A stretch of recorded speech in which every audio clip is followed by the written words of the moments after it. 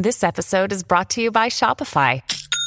Forget the frustration of picking commerce platforms when you switch your business to Shopify, the global commerce platform that supercharges your selling wherever you sell. With Shopify, you'll harness the same intuitive features, trusted apps, and powerful analytics used by the world's leading brands. Sign up today for your $1 per month trial period at shopify.com/tech, all lowercase. That's shopify.com/tech. District of Conservation is sponsored by CFACT. To learn more about our sponsor, head over to cfact.org. Thank you so much for listening. Welcome to District of Conservation. I'm your host, Gabriella Hoffman.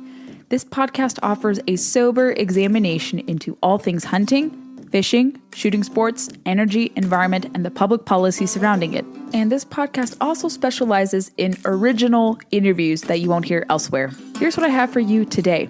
I'm back from a reporting trip out west. I spent the last week filming in California for a brand new Conservation Nation episode that really digs deep into a really important issue, a perennial issue. I've kind of teased it.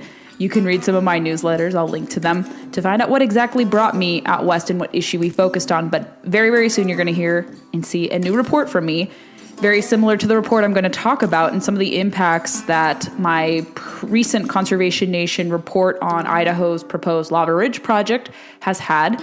I would like to think that our video report, the video Madison and I filmed, with the support of CFACT, also a sponsor of my podcast, what impact we had along with Fox News, specifically Jesse Waters and his team. And we're also going to talk about the kerfuffle involving the very brief suspension of Senator Steve Daines' Twitter account over a profile pic, a long-standing profile pic he had of him and his wife of an antelope pronghorn antelope harvest that she had. It was not problematic before, but for some reason, something was triggered and he got suspended briefly until Elon Musk intervened and rectified the situation. We'll talk about that as well, but let's dive deep into those issues, and thank you guys for following along.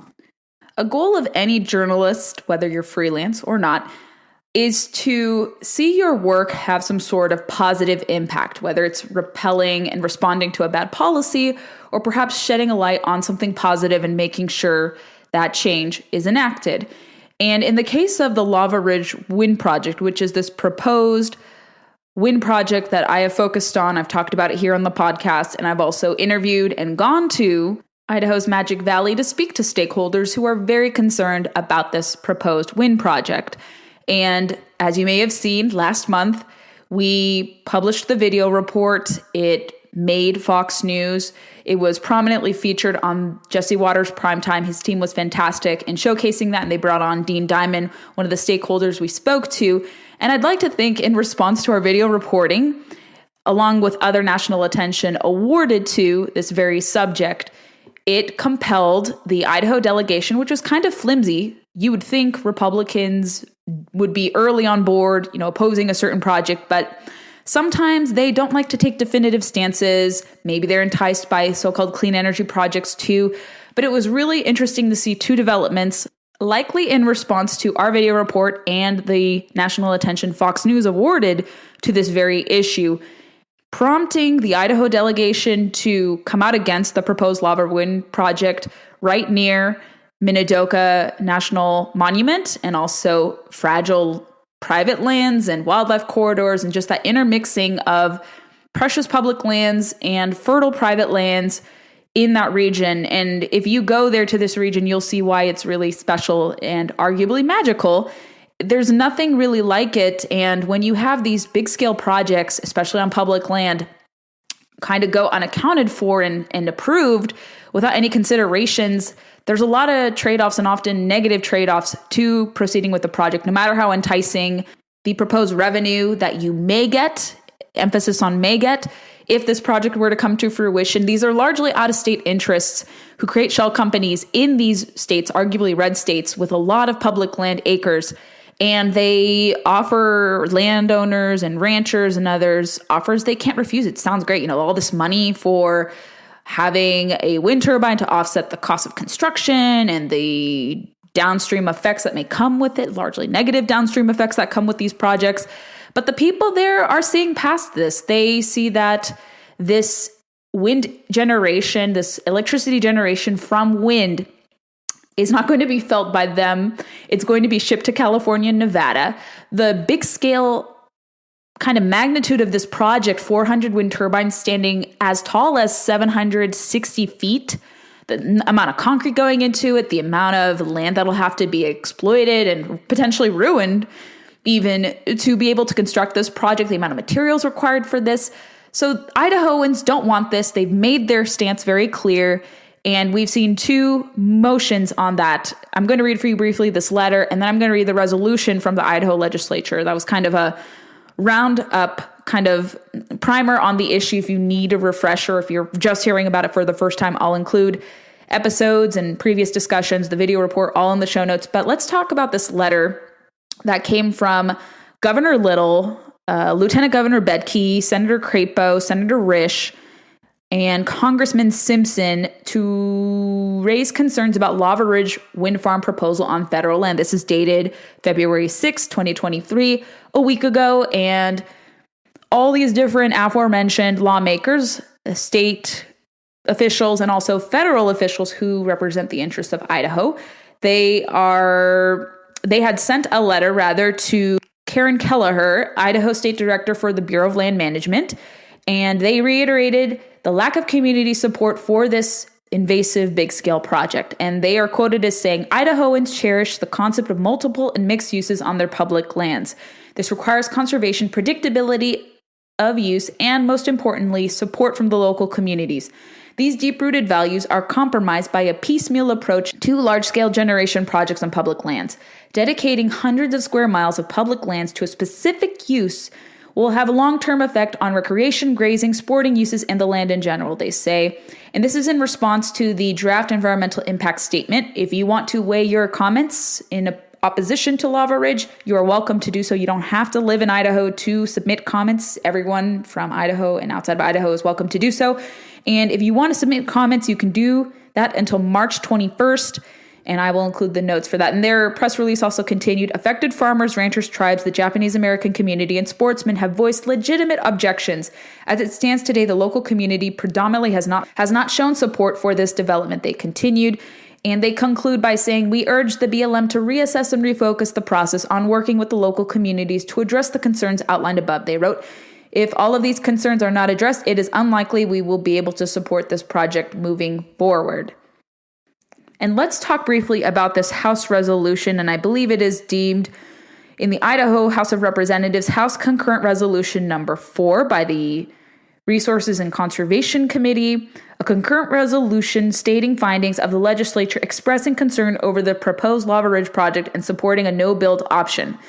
And I will read, be it resolved by the legislature of the state of Idaho, whereas the U.S. Bureau of Land Management has under consideration an application from LS Energy to lease an extensive amount of acres of public land, Lava Ridge in Jerome, Lincoln, and Minidoka counties, and whereas LS Energy plans to construct 400 wind turbines with a maximum height of 740 feet. I was a little wrong. I increased it by 20 feet. My mistake.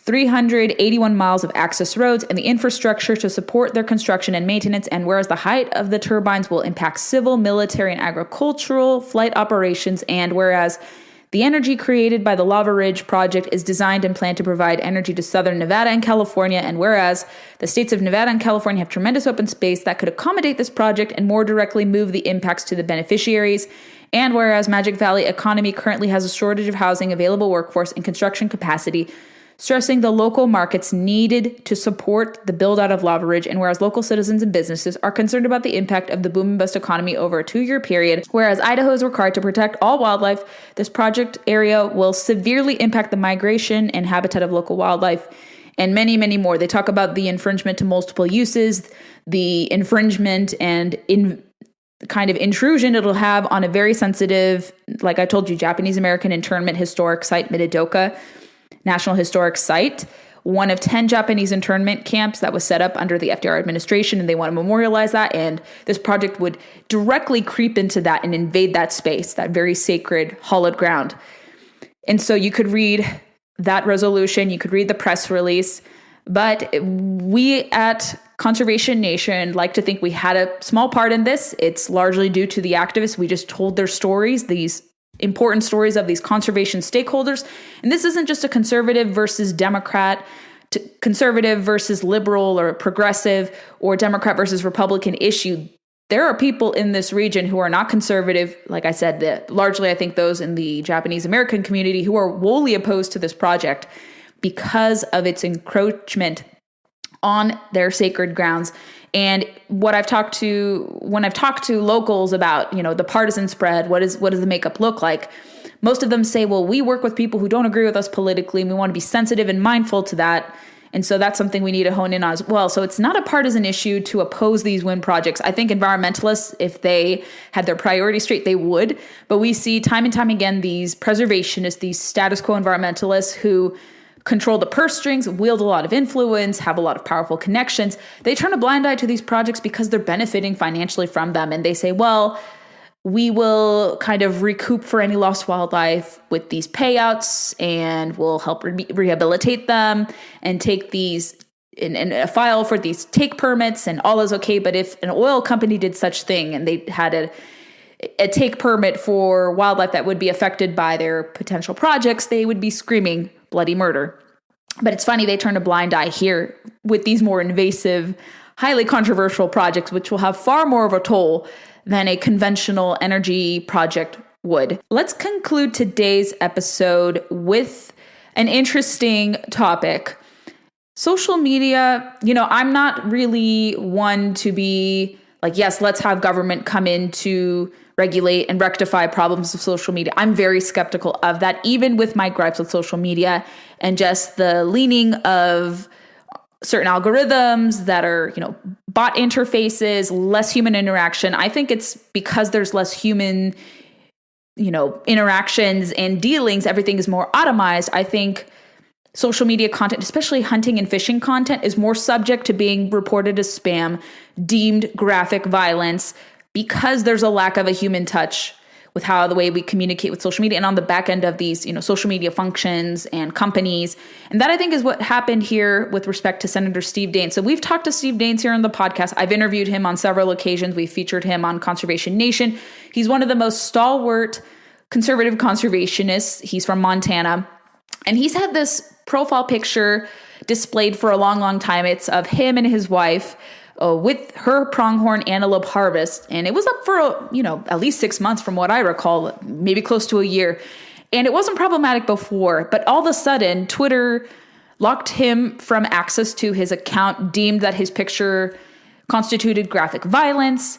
And it took a lot of negative backlash to what happened to the senator to have his account restored. And he's in a unique position. He's kind of in a privileged position that lawmakers can automatically have their accounts restored with more ease compared to regular users.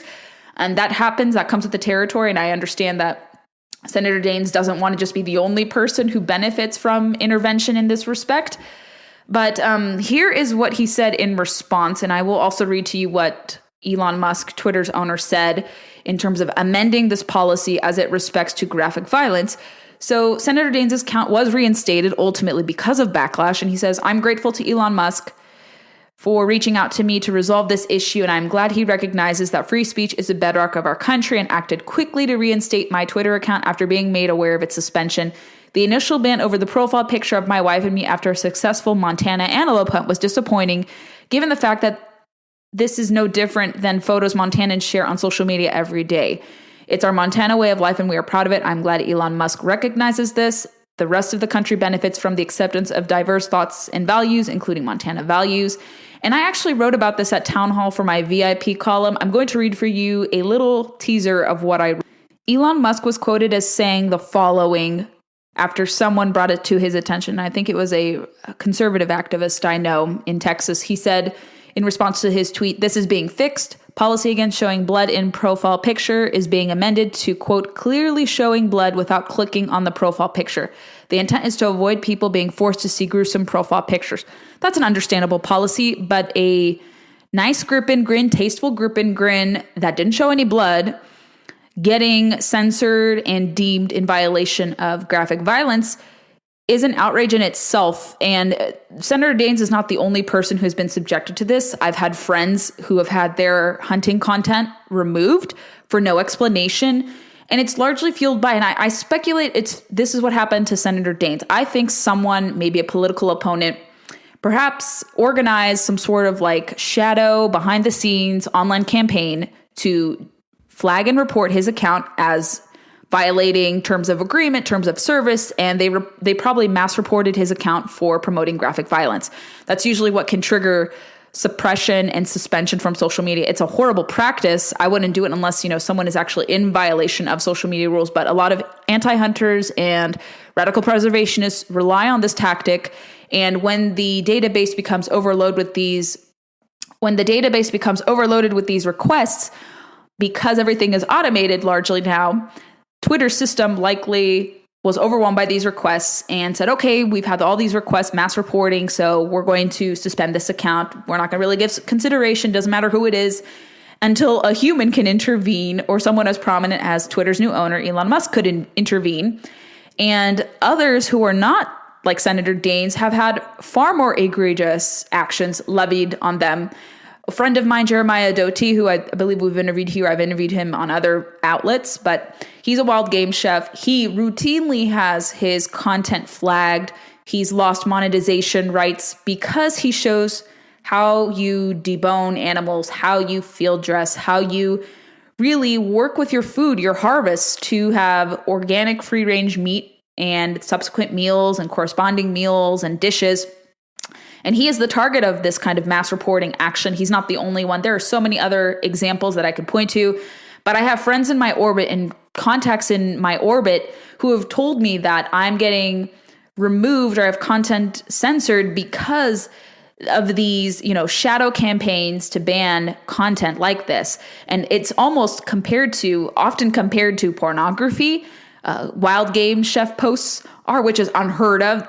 In the case of Senator Daines, it was compared to graphic violence, and they're not by any means pornographic or graphic in nature whatsoever. And I think social media companies need an education. I wrote at Town Hall that this kerfuffle that Senator Daines was a victim of, and thankfully his situation was rectified, yet we hope others who've dealt with a similar situation can have their accounts restored if they're not in any clear violation of social media policies, of course.